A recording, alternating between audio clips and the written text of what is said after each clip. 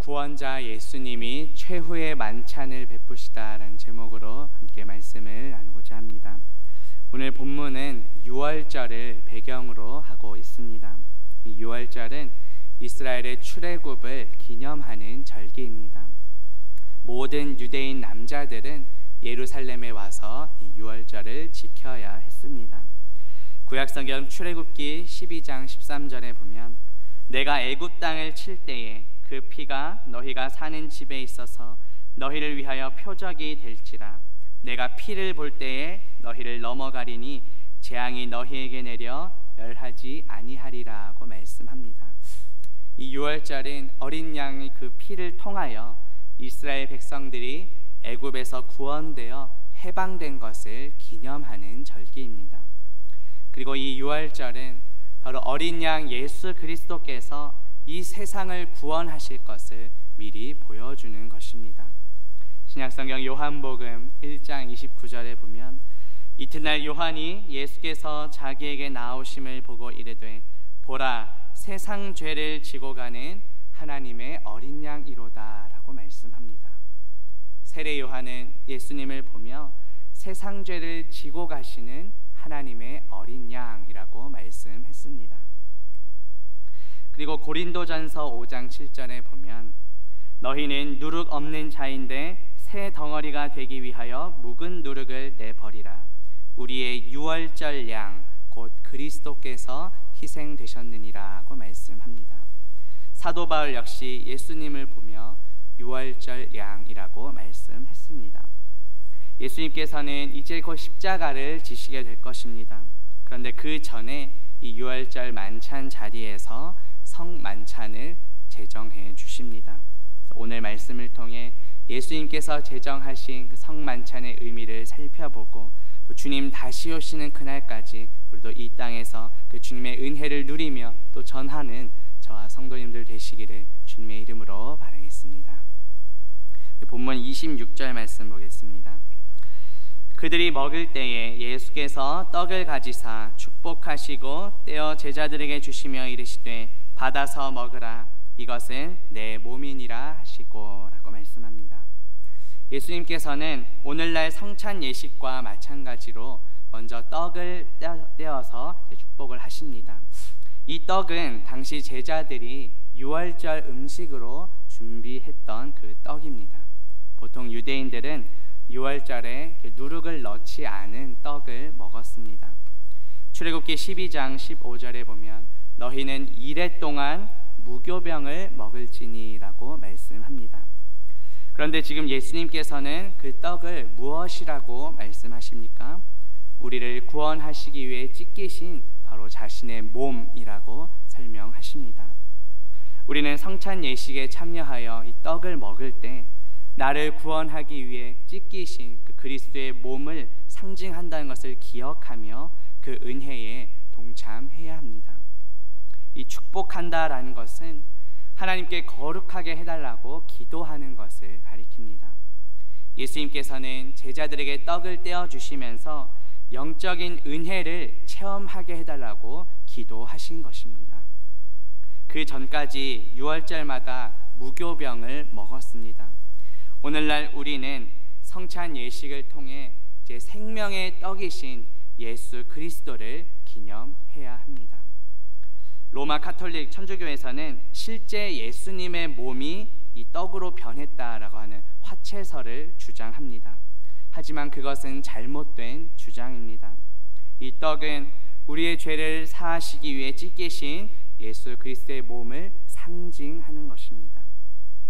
떡을 떼어주셨다라는 것은 십자가에서 예수님 자신을 우리에게 모두 내어주셨음을 의미합니다. 그리고 이 떡에 예수님께서 영적으로 임재하신 것을 의미합니다. 신약성경 요한복음 6장 35절에 보면 예수께서 이르시되 나는 생명의 떡이니 내게 오는 자는 결코 줄이지 아니할 터이요 나를 믿는 자는 영원히 목마르지 아니하리라고 말씀하십니다.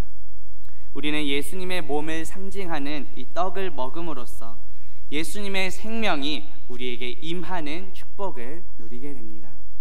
성찬을 통해 그 그 주님의 몸을 상징하는 그 떡을 먹음으로써 예수님의 영적 임재를 경험하는 저와 성도님들 되시기를 주님의 이름으로 바라겠습니다. 본문 27절 봅니다. 또 잔을 가지사 감사 기도하시고 그들에게 주시며 이르시되 너희가 다 이것을 마시라고 말씀합니다.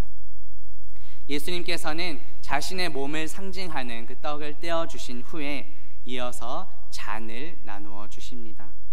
그렇다면 이 잔에 담긴 포도주는 무엇을 의미할까요? 바로 예수 그리스도의 피를 의미합니다.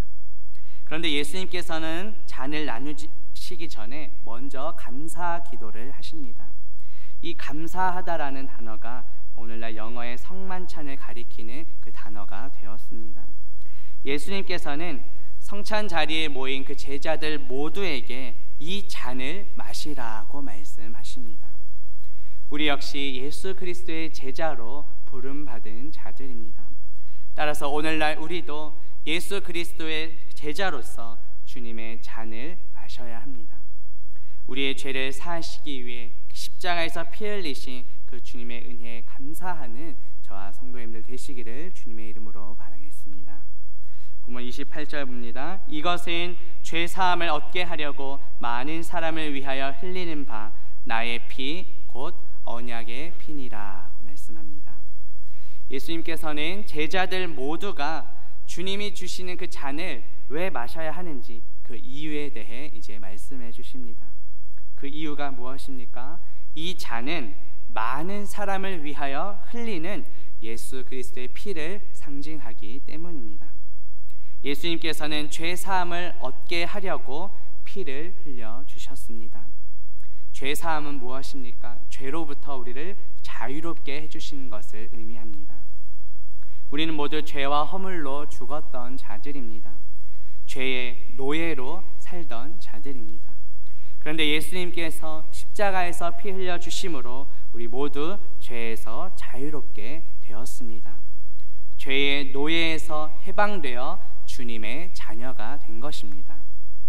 성경에서 죄는 무엇입니까? 그 표적에서 벗어나는 것을 가리킵니다. 다시 말해 하나님의 뜻에서 벗어나는 것이 바로 죄입니다. 우리는 모두 하나님의 뜻을 이룰 수 없는 죄인들이었습니다. 그런데 예수님께서 십자가에서 피 흘려 죽으심으로 우리가 져야 할 모든 그 죄의 값을 다 치루어 주셨습니다. 구약성경 레위기 17장 11절에 보면 육체의 생명은 피에 있음이라 생명이 피에 있으므로 피가 죄를 속하느니라고 말씀합니다. 예수 그리스도께서 흘리신 그 피로 우리 모든 죄를 사해 주셨습니다. 우리가 이루어야 할 하나님의 뜻을 예수님께서 십자가에서 다 이루어 주셨습니다. 그런데 여기서 우리가 주목해야 할 부분이 있습니다. 예수님께서는 모든 사람을 위하여 피를 흘리신 것이 아닙니다. 많은 사람을 위하여 피를 흘리셨다라고 말씀합니다. 물론 우리 예수 그리스도의 피는 전 세계 모든 사람을 구원하고도 남을 만한 아주 충분한 능력이 있습니다. 그런데 그 피에 그 구원의 효력이 미치는 것은 모든 사람이 아닙니다. 오직 예수 그리스도를 믿는 자들에게만 그 효력이 미치는 것입니다. 그래서 모든 사람이 아니라 많은 사람을 위한다고 말씀하는 것입니다. 예수님의 능력이 부족한 것이 결코 아닙니다. 믿는 자들을 구원하시고자 하는 하나님의 뜻입니다. 신약성경 베드로후서 3장 9절에 보면 오직 주께서는 너희를 대하여 오래 참으사 아무도 멸망하지 아니하고 다 회개하게 이르기를 원하시느니라고 말씀합니다. 또 디모데전서 2장 4절에 보면 하나님은 모든 사람이 구원을 받으며 진리를 아는 데 이르기를 원하신다라고 말씀합니다. 따라서 하나님은 우리 모두가 다 회개하고 구원받기를 원하십니다.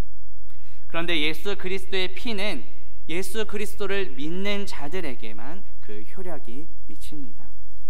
이것은 예수님의 그 피의 능력이 부족해서가 아닙니다. 예수님의 그 피의 능력이 불완전해서가 결코 아닙니다. 우리 인간 편에서 주님께서 베푸신 그 은혜를 거부하고 믿지 않기 때문입니다. 신약성경 로마서 1장 28절에 보면 그들이 마음에 하나님 두기를 싫어하며 하나님께서 그들을 그 상실한 마음대로 내버려 두사 합당하지 못한 일을 하게 하셨다라고 말씀합니다. 우리가 마음에 하나님 두기를 싫어할 때 하나님께서는 그대로 내버려 두십니다. 또 요한복음 6장 66절에 보면 그의 제자 중에서 많은 사람이 떠나가고 다시 그와 함께 다니지 아니하더라고 말씀합니다. 성경에 보면 예수님을 따르는 많은 무리들이, 제자들이 있었습니다. 그런데 그 많은 사람들이 예수님을 떠났습니다. 우리는 예수 그리스도를 믿음으로 구원받습니다. 예수 그리스도의 피는 믿는 자들에게 구원을 베풀어 줍니다. 그렇게 예수님께서는 모든 사람이 아니라 많은 사람을 위하여 흘리는 피라고 말씀하신 것입니다. 신약성경 히브리서 9장 28절에 보면 그리스도도 많은 사람의 죄를 담당하시려 단번에 들이신 바 되셨다라고 말씀합니다. 예수님께서는 많은 사람의 죄를 담당하시기 위해 단번에 자기의 몸을 제물로 드리셨습니다. 우리가 잘 알고 있는 것처럼 구약의 제사는 우리가 죄를 지을 때마다 반복해서 동물의 피를 흘리며 제사를 드려야 했습니다. 하지만 예수님께서는 단번에 영원한 제사를 드리셨습니다. 그리고 예수님께서 이렇게 하신 것은 바로 구약을 성취하시기 위함입니다. 예수님은 이 땅에 오셔서 구약 말씀을 다 성취하신 분이십니다. 구약 성경 이사야서 53장 11절 12절 보시면 나의 의로운 종이 자기 지식으로 많은 사람을 의롭게 하며 죄악을 친히 담당하리로다. 그가 많은 사람의 죄를 담당하며 범죄자를 위하여 기도하였다라고 말씀합니다. 구약의 이사야 선지자도 예수님에 대해 예언하면서 예수님이 많은 사람을 의롭게 할 것이라고 말씀합니다. 많은 사람의 죄를 담당하실 것이라고 예언했습니다. 이렇게 예수님께서는 많은 사람을 위하여 피를 흘리셨습니다. 그 피는 무엇입니까? 곧 언약의 피라고 말씀합니다. 그 전까지는 동물의 피를 흘림으로 반복된 제사가 진행되었습니다. 그런데 예수님께서는 자신의 몸을 제물로 드려 십자가에서 피 흘리심으로 새 언약을 이제 세워 주십니다. 이 새 언약과 반대되는 옛 언약이 무엇이었습니까?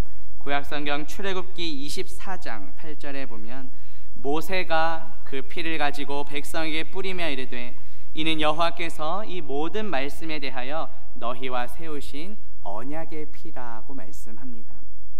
여기서의 언약의 피라는 것은 이스라엘과 여호와 하나님을 묶는 것을 의미합니다. 죄로부터의 단절을 가리킵니다. 동물의 피로 지속되던 반복되는 제사, 그 옛 언약을 이제 예수님께서 오셔서 십자가에서 피 흘리심으로 자신의 피로 새롭게 대체하신 것입니다. 당시에 유월절을 지키던 유대인들은 통상적으로 포도주를 마셨습니다. 그런데 이제 예수님께서는 늘상 마셔오던 그 포도주에 자신의 피, 언약의 피라는 새로운 의미를 이제 더해 주십니다.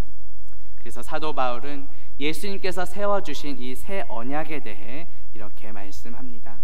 고린도전서 11장 23절에서 26절에 보면 주 예수께서 떡을 가지사 축사하시고 이것은 내 몸이니 이것을 행하여 나를 기념하라.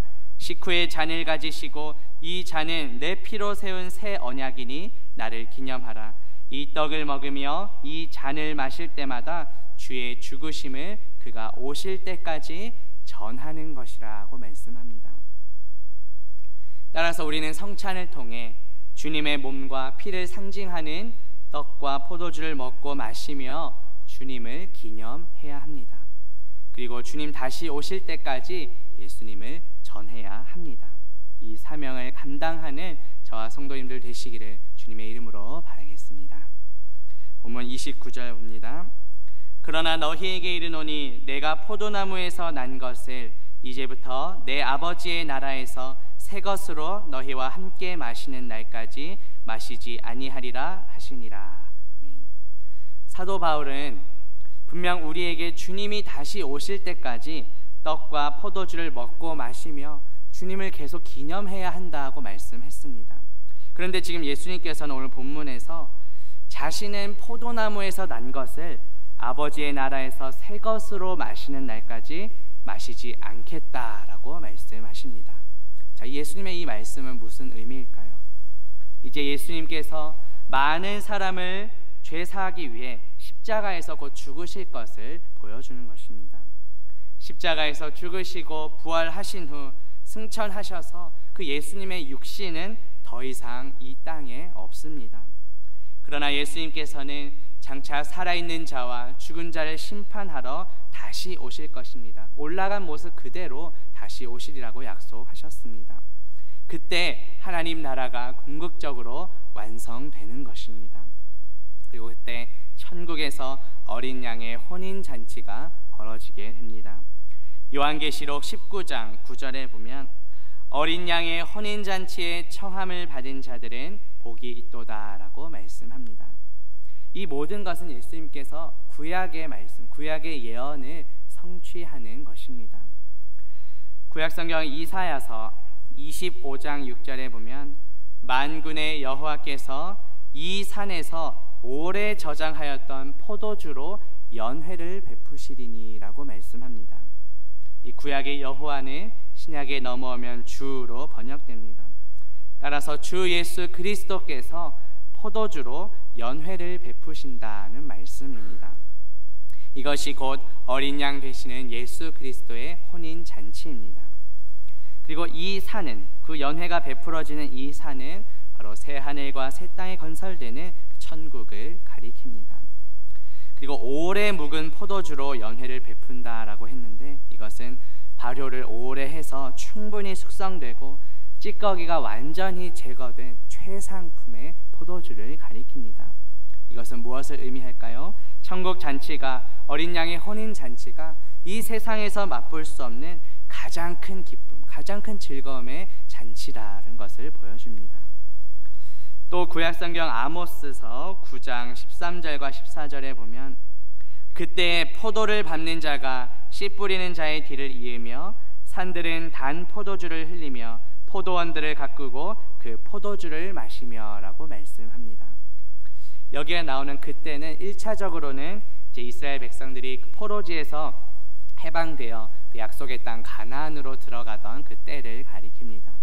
젖과 꿀이 흐르는 그 가나안 땅에 하나님께서 축복을 풍성하게 이루실 것을 보여줍니다. 그리고 그때는 궁극적으로는 바로 예수 그리스도께서 다시 오실 그 마지막 때를 가리킵니다. 어린 양 되시는 예수 그리스도의 혼인 잔치에서 풍성한 축복을 우리 모두 누리게 될 것을 보여줍니다. 지금 당장 제자들과의 그 만찬은 우리가 흔히 최후의 만찬이라고 불리듯 마지막인 것처럼 보이지만 훗날 하나님 나라에서 정말 영광스러운 기쁨과 즐거움을 누리게 될 것을 보여줍니다. 그 풍성한 잔치에 우리를 초대해 주셨습니다. 지난주에 설교 말씀처럼 예수님은 우리의 신랑 되시며 예수님은 우리를 신부라고 불러주셨습니다. 주님 다시 오시는 그날을 소망하며 이 땅에서도 주님의 은혜를 누리는 저와 성도님들 되시기를 주님의 이름으로 바라겠습니다. 본문 마지막 30절 봅니다. 이에 그들이 찬미하고 감람산으로 나아가니라고 말씀합니다. 여기에 나오는 찬미는 당시 이제 6월절 절기를 지키던 사람들이 흔히 불렀던 시편 113편에서 118편까지를 가리킵니다. 이 시편을 가리켜서 할렐 시편이라고 부릅니다. 그 중에 시편 116편 13절에 보면 내가 구원의 잔을 들고 여호와의 이름을 부르며 라고 말씀합니다. 예수 그리스도께서 우리 죄를 사하시기 위해 흘려주신 그 피가 곧 우리를 구원하신 구원의 잔이다 라고 찬양하는 것입니다. 그렇다면 우리가 찬양하는 이유는 무엇입니까? 단지 나의 만족과 유익을 위해 또 어떤 음악적으로 감정적으로 위로받고 감동받기 위해 부르는 것이 아닙니다. 우리를 구원하신 주님의 은혜에 감사하며 우리 반응하는 것입니다. 이렇게 제자들이 주님을 찬양한 후에 어디로 나아갑니까? 감람산으로 나아갑니다. 예수님께서 감람산으로 향하신 이유가 무엇일까요? 그것은 기도하기 위함이었습니다. 마태복음 26장 36절에 보시면 예수께서 제자들과 함께 겟세마네라 하는 곳에 이르러 제자들에게 이르시되 내가 저기 가서 기도할 동안에 너희는 여기 앉아 있으라고 말씀합니다. 이 겟세마네는 감람산에 있는 그 동산을 가리킵니다. 예수님께서는 십자가를 지시기 전에 감람산에 있는 그 겟세마네 동산에서 기도하셨습니다. 그때 예수님이 어떻게 기도하십니까? 이 잔을 내게서 지나가게 해달라고 기도하십니다. 예수님은 완전한 하나님이시지만 또 동시에 완전한 인간이시기에 할 수만 있으면 피하고 싶은 그 심정을 하나님 앞에 기도하신 것입니다. 그러나 자신의 뜻이 아닌 아버지의 뜻대로, 아버지의 원대로 하시기를 기도합니다. 그리고 그곳에서 잡히시고 결국 십자가에서 죽으시게 됩니다. 그러나 예수님은 그 죽음이 끝이 아닙니다. 성경대로 3일 만에 부활하셨습니다. 부활로 승천하셔서 지금은 하나님의 보좌 우편에 앉아 계십니다. 그리고 장차 살아있는 자와 죽은 자를 심판하러 다시 오실 것입니다. 우리는 사도신경을 통해 이 신앙을 고백하고 있습니다. 여기서 우리가 주목할 것은 예수님께서 십자가를 지시기 전에 감람산에 있는 겟세마네 동산에서 기도하셨다는 것입니다. 누가복음 22장 39절에 보면 예수께서 나가사 습관을 따라 감람산에 가심에 제자들도 따라갔다라고 말씀합니다. 예수님은 십자가를 지시기 직전에만 기도하신 것이 아닙니다. 평상시에 습관을 따라 기도하셨습니다. 우리의 모습은 어떠한지 돌아봅시다. 우리가 나아가야 할 감람산은 어디입니까? 예수님께서는 기도를 통해 하나님의 뜻을 이루어 주셨습니다. 우리도 예수님처럼 기도를 통해 하나님의 뜻이 하늘에서와 같이 이 땅에서 이루는 통로가 되기를 주님의 이름으로 바라겠습니다. 제 말씀을 맺으려 합니다. 오늘 말씀을 통해 성만찬을 제정하신 그 예수님의 말씀을 함께 살펴보았습니다. 떡은 예수님의 몸을, 그리고 잔은 예수님의 피를 상징합니다. 우리는 성찬을 통해 우리를 구원하신 예수 그리스도를 기념합니다. 예수님께서 다시 오시는 날 우리는 하나님 나라에서 영광스러운 그 혼인잔치에 참여하게 될 것입니다. 그날을 소망하며 믿지 않는 가족들과 이웃들에게도 그 주님의 은혜를 전하여 이 귀한 복된 잔치에 초대되게 하는 저와 성도님들 되시기를 주님의 이름으로 바라겠습니다. 함께 기도합니다. 하나님 아버지, 오늘 말씀을 통해 성만찬을 제정하신 주님의 말씀을 살펴보게 하시니 감사합니다. 떡은 예수 그리스도의 몸을, 포도주는 예수 그리스도의 피를 상징함을 믿습니다. 우리를 구원하시기 위해 십자가에서 피 흘려 죽으신 주님의 은혜에 감사드립니다. 주님 다시 오시는 날 하나님 나라에서 영광스러운 혼인잔치에 참여하게 하심도 감사드립니다. 그날을 소망하며 믿지 않는 가족들과 이웃들에게도 주님의 은혜를 전하여서 영원한 하늘 잔치에 초대되게 하옵소서. 예수 그리스도의 이름으로 기도합니다. 아멘.